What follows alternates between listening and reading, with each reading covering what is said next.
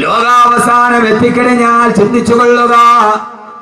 ഇസ്രാഫീൽ അലൈഹിസ്സലാത്തു വസ്സലാം ഫൈദാ നുഫിഖ ഫിസ്സൂരി ഫസൈക മൻ ഫിസ്സമാവാതി വമൻ ഫിൽ അർളി ഇല്ലാ മൻ ശാ അല്ലാഹ്.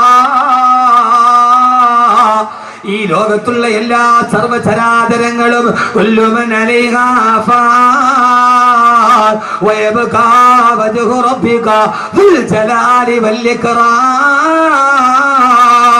എല്ലാം തകർന്ന് തരിപ്പണമായി പടച്ചറപ്പ് മാത്രം ബാക്കിയായി. പറയാൻ സമയമേറെയില്ല. അവസാനം ഇസ്രാഫീലിനോട് അല്ലാഹു പറയും, ഇസ്രാഫീലേ തുമ്മ നുഫിഖ ഫീഹി ഉഖറാ,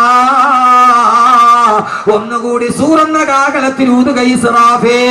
ഇസ്രാഫീൽ അലൈഹിസ്സലാത്തു വസ്സലാം രണ്ടാമത് സൂറന്ന കാഹളത്തിൽ ഊതുമ്പോ ആ സമയത്ത് 4 മലക്കുകൾ എഴുന്നേൽക്കുമെന്ന് ആദരവായ പ്രവാചകൻ നബി മുഹമ്മദ് മുസ്തഫ.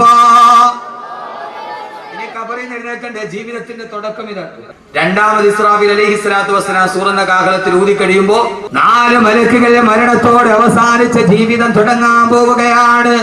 ആ സമയത്ത് എഴുന്നേറ്റ് 4 മലക്കുകൾ ചോദിക്കും, അല്ലാഹുവേ അല്ലാഹുവേ അല്ലാഹുവേ, പരലോകം തുടങ്ങി. അല്ലാഹുവേ എവിടെയാണ് അല്ലാഹുവേ? ഐനൻ നബിയുൽ മുസ്തഫ, ഹബീബായ നബി എവിടെ? ഹബീബായ നബി എവിടെ? ഈ ലോകം ഒടുങ്ങിയാലും ആദ്യത്തെ അന്വേഷണം എവിടെയെന്നറിയോ? മദീനയുടെ റൗളയുടെ നായകൻ എവിടെ? അല്ലാഹു പറയും, മലായികത്തുകളെ, ഈ തകർന്നു കിടക്കുന്ന ഭാഗത്ത് ഒരു പ്രകാശം വരുന്നത് കണ്ടോ? അവിടെയാണ് ഖബറുൻ നബിയിൽ മുസ്തഫ. അവിടെയാണ് മുസ്തഫായ നബിയുടെ ഖബറുള്ളത്. പരലോകത്തിന്റെ തുടക്കമാണ് ഞാൻ പറയുന്നത്. മരണം ജീവിതത്തിന്റെ തുടക്കമാണ്. അതീ ജീവിതത്തിന്റെ തുടക്കം ഇങ്ങനെയാണ്. ആ ജീവിതത്തിന്റെ തുടക്കമാണ് പറയുക. അല്ലാഹു പറയുമ്പോ 4 മലായികത്തുകൾ പ്രകാശം കാണുന്ന ഭാഗത്തെത്തുമ്പോ അവിടെയാണ് റൗളത്തുൻ നബിയിൽ മുസ്തഫ. അല്ലാഹുവിന്റെ റസൂലിന്റെ റൗളയുടെ ചാരത്ത് അവിടെ ചെല്ലുമ്പോ മീകായിൽ പറയും, മീകായിലേ നിങ്ങൾ വിളിക്കുക. മീകായിൽ പറയും, ഇല്ല ഇല്ല അസ്രായീലേ നിങ്ങൾ വിളിക്കുക. അവസാനം നിങ്ങളല്ലേ നബിയെ കണ്ടത്? അല്ല അല്ല അസ്രായീലേ. അവസാനം എല്ലാ മലക്കുകളും കൂടി പറയും, ഇല്ല ഇല്ല, ഹബീബായ നബിയെ വിളിക്കാൻ അർഹതയുള്ളതാർക്കാ? ജിബ്രീലേ അവിടേക്കല്ലയോ? 23 വർഷ കാലഘട്ടത്തിന്റെ ഉള്ളിൽ 24,000 പ്രാവശ്യം വന്ന് സന്ദർശിച്ചിട്ട് പോയ 23 വർഷത്തെ കാലയളവിന്റെ ഉള്ളിൽ 23,000 പ്രാവശ്യം ലൗഹുൽ മഹ്ഫൂദിൽ നിന്ന് മക്കയിലും മദീനത്തും വന്ന് കടന്നുപോയി. ഈ മണിനാഥത്തിന്റെ ഉടമസ്ഥനെ റൂഹുൽ അമീൻ മലക്കു ജിബ്രീൽ അലൈഹിസ്സലാത്തു വസ്സലാം അല്ലാഹുവിന്റെ റസൂലിന്റെ ഖബറിന്റെ ചാരത്ത് നിന്നിട്ട് ജിബ്രീൽ അലൈഹിസ്സലാത്തു വസ്സലാം വിളിക്കുമത്രേ, കുംബീദിനില്ല കുംബീദിനില്ല കുംബീദിനില്ല. ഓ സമയത്ത് റൗളയുടെ ചാരത്ത് നിന്നിട്ട് റിസാലത്തിന്റെ വലത്തെ കൈകൾ കൊണ്ട് തലമുടിയിലെ മണ്ണ് ചവിട്ടി തട്ടി മാറ്റിക്കൊണ്ട് അവിടെ നിന്ന് ചാടി എഴുന്നേക്കും. ആരെന്നറിയുമോ? മദീനയുടെ നായകനെ, ആത്മീയതയുടെ പരിമളമേ, ആദർശത്തിന്റെ പ്രോജ്വല താരകമേ, ഫഹ്മീ വസ്ലീ വാഖിദു യദി ഇൻഷാ അല്ലാഹ് മുഹമ്മദുർ റസൂലുള്ളാഹ്. അല്ലാഹുവിന്റെ റസൂൽ ചാടി എഴുന്നേൽക്കലായി. ഹബീബായ നബി തങ്ങൾ വരുമ്പോ അല്ലാഹുവിന്റെ റസൂൽ തന്നെ ഒരു ദിവസം പറഞ്ഞ, അനസേ, പ്രിയപ്പെട്ട സഹാബി അനസിനോട്, അനസേ റളിയല്ലാഹു തആല അൻഹു, ആദ്യം മഹ്ശറിലേക്ക് എഴുന്നേറ്റത് ഞാനാണ്. ഞാൻ എഴുന്നേറ്റ് നോക്കുമ്പോ എനിക്കറിയില്ല, ഫൈദാ ഹിയ ബിമൂസാ, അതാ അർശിന്റെ താഴെ നിൽക്കുന്നു ബഹുമാനപ്പെട്ട കലീമുല്ലാഹി മൂസ. എനിക്ക് മുമ്പെയാണോ വന്നത്, അതല്ല എനിക്ക് ശേഷമാണോ വന്നതെന്ന് ഈ മൂസ വന്നത് എപ്പോഴെന്ന് എനിക്കറിയില്ല. ഞാൻ എഴുന്നേറ്റ് നോക്കുമ്പോ അതാ അർശിന്റെ ചുവട്ടിലുണ്ട് കലീമുല്ലാഹി മൂസ. മനസ്സിലാക്കണം, മനസ്സിലാക്കണം. ഹബീബായ നബി തങ്ങൾ എഴുന്നേറ്റ് മഹിശറയിലേക്ക്. സുഹൃത്തുക്കളെ, വരുന്നുണ്ട് ദിവസം മഹിശറ, അകത്തുള്ളതെല്ലാം അന്ന് തള്ളും അക്ബറ. ആ സമയത്താണ് കബറിൽ കിടക്കുന്ന നമ്മളെല്ലാം കബറിൽ നിന്ന് ചാടി എഴുന്നേൽക്കുക. ആ സമയത്താണ് പുതിയ ജീവിതം തുടങ്ങുക. അള്ളാഹു നല്ല ജീവിതം തുടങ്ങാൻ തൗഫീക്ക് നൽകട്ടെ. ഉറക്കെ വിഷയത്തിന്റെ വൈപുല്യത കൊണ്ട് പെട്ടെന്ന് ഞാൻ പറഞ്ഞു പോവുക. അള്ളാഹു നന്നായിട്ട് കിടന്നെടുത്ത് എഴുന്നേക്കാൻ അള്ളാഹു തൗഫീക്ക് നൽകട്ടെ. മോനെ ഖുർആനാണ്. അപ്പൊ നമ്മളൊക്കെ എവിടെയുണ്ട്? ഖബറിന്റെ ഉള്ളിലുണ്ട്.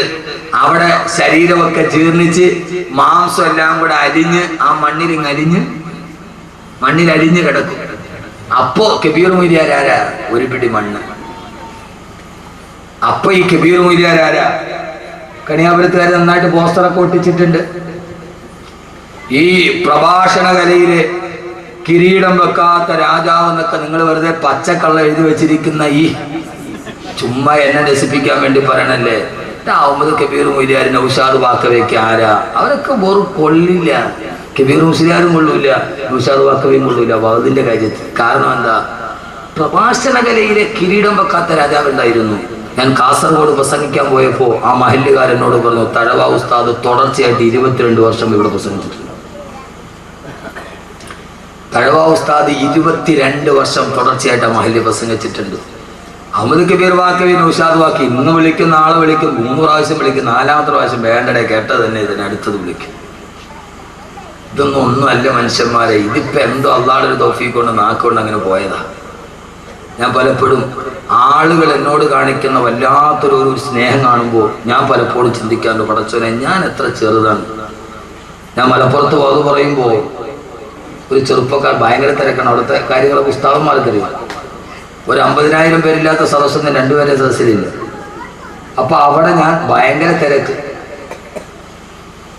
ഒരു ചെറുപ്പക്കാരൻ, നല്ല ഡ്രസ്സ് ചെയ്തൊരു ചെറുപ്പക്കാരൻ എൻ്റെ അടുക്കൽ വന്ന് ഇങ്ങനെ നിന്നു കുറേ നേരം. ഞാൻ അവസാനിക്കാൻ ഒന്നും മിണ്ടുന്നില്ല. എല്ലാവരും മുസാഫത്ത് ചെയ്യുന്ന തിരക്ക്. ഞാൻ അവനോട് ചോദിച്ചു, മോനെ നല്ല സുമുഖനായ ചെറുപ്പക്കാരൻ. ഞാൻ ചോദിച്ചു, മോനെ എന്താ? അവനോട് ഉസ്താദെ ഞാൻ ഉസ്താദിനെ ഒന്ന് തൊട്ടോട്ടെ. ആ കുട്ടി, ഞാൻ ആ സമയത്ത് വല്ലാഹി ഞാൻ പറയാം എൻ്റെ കണ്ണ് നിറഞ്ഞു പോയി. ഞാൻ ചോദിച്ചത്, അഹമ്മദ് കബീർ നീ ഇത്രയൊക്കെ ആയിട്ടുണ്ട്? അവനവൻ ചെറുതാണെന്ന് തോന്നുന്ന രീതിയിൽ ഈ സമുദായം നമ്മളെ സ്നേഹിക്കാൻ തുടങ്ങി. അതിൻ്റെ പേര് ഒരു ഇഞ്ച് പോലും മുകളിലോട്ട് കയറിയിട്ടൊന്നുമില്ല. ആളുകൾക്കൊന്നും ഇവിടെ ഒന്നും ഡേറ്റ് കൊടുക്കാത്തതുകൊണ്ട് വലിയ അഹങ്കാരമാണ്, സമയം കിട്ടാഞ്ഞിട്ട്. അതിൻ്റെ പേര് ഒരു പുൽക്കൊടിയുടെ പോലും മുകളിലോട്ട് കയറിയിട്ടില്ല. അതിൻ്റെ പേര് വല്ലാഹി പടച്ച തമ്പുരാനെ തന്നെ താന്നിട്ടുള്ളൂ. അപ്പം ചിന്തിക്കും, പടച്ചോനെ എടാ നിനക്ക് ഇത്രയൊക്കെ എനിക്ക് അർഹതയുണ്ട്. അബൂബക്കർ റളിയല്ലാഹു അൻഹുവിനെ എല്ലാവരും സ്തുതിക്കുമ്പോൾ അബൂബക്കർ ഖാൻ പറഞ്ഞു, പടച്ചോനെ എല്ലാവരും എന്നെ വലിയ മഹാനായിട്ട് കാണുകയാണ്. അല്ലാഹുമ്മ ഗ്ഫിർലി മാ ലാ യഅലമൂൻ. പടച്ചോനെ അവരറിയാത്ത തെറ്റെനിക്കുണ്ട്, നീ അതെനിക്ക് പുറത്തു താ അല്ലാഹുവേ എന്ന് അബൂബക്കർ റളിയല്ലാഹു തആല ദുആ ചെയ്തു. വജഅലി ഖൈറൻ മിമ്മാ യദുന്നൂൻ. അവരെന്നെ ആദരിക്കുന്നതിനേക്കാളേറെ നിന്റെ മുമ്പിൽ എന്നെ ആദരിക്കണേ അല്ലാഹുവേ എന്ന് ദുആ ചെയ്യുമായിരുന്നു സയ്യിദുനാ അബൂബക്കർ സിദ്ദീഖ് റളിയല്ലാഹു അൻഹു. 22 വർഷം മുടങ്ങാതെ വാദ് പറഞ്ഞ മനുഷ്യൻ. ആ മനുഷ്യൻ, എന്റെ പ്രിയപ്പെട്ട സഹോദരങ്ങളെ, ആരാണെങ്കിലും അവൻ അന്ന് ഖബറിന്റെ ഉള്ളിൽ ഒരു പിടി മണ്ണാണ്. എത്ര സൗന്ദര്യമുള്ളവൾ, എത്ര കറുത്തവളും വെളുത്തവളും ഒക്കെ മണ്ണിന്റെ അടിയിൽ പോയ ഒരു പിടി. മീകായിൽ അലൈഹിസ്സലാത്തു വസ്സലാം മഴ പെയ്തു. ആ മഴവെള്ളം വന്ന് ഈ നമ്മുടെ ശരീരം ഇപ്പൊ ഞാൻ വിളിച്ച് ലേലം ചെയ്ത് കൊടുക്കും. അതവിടെ ഇപ്പൊ ഞാൻ ലേലം ചെയ്ത് കൊടുക്കും.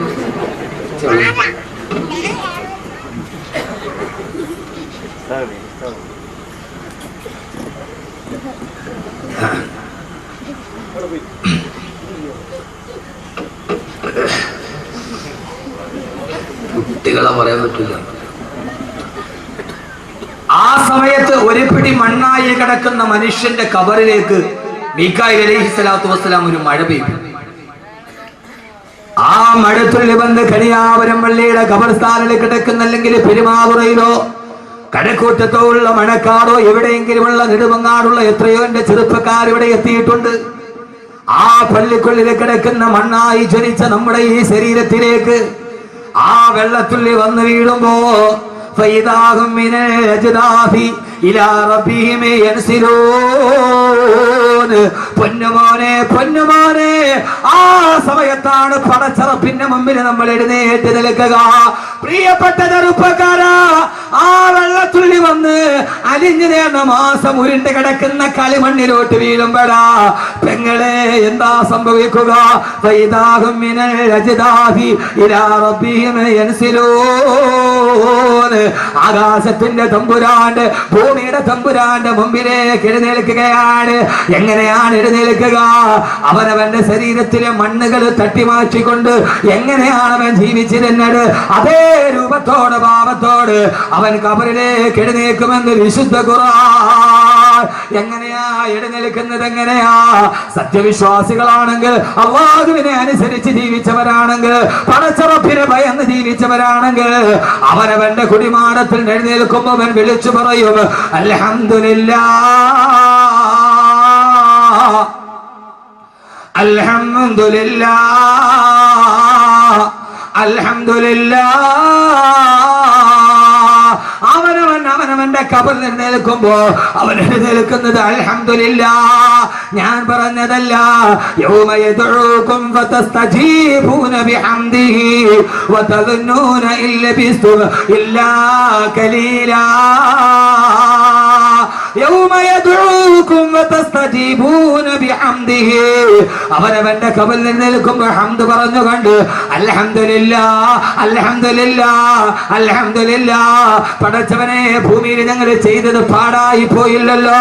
അല്ലാഹുവേ, ഈ ഭൂമിയിൽ അനുഭവിച്ചത് പാടായില്ലല്ലോ. എന്റെ മുമ്പിലാണ് സ്വർഗ്ഗം നിൽക്കുന്നത്, എന്റെ മുമ്പിലാണ് ഹൂറുകൾ നിൽക്കുന്നത്. മഹിശറയിൽ എഴുന്നേൽക്കുമ്പോ സ്വർഗ്ഗം കണ്ണുകൊണ്ട് കാണുമ്പോ ഓരോ സത്യവിശ്വാസിയും വിളിച്ചു പറയുന്നത് അൽഹംദുലില്ലാഹ് എന്ന് പറഞ്ഞുകൊണ്ടാണ് മുത്തഖീങ്ങൾ എഴുന്നേൽക്കുന്നതെന്ന് അല്ലാഹുവിന്റെ വിശുദ്ധ ഖുർആൻ.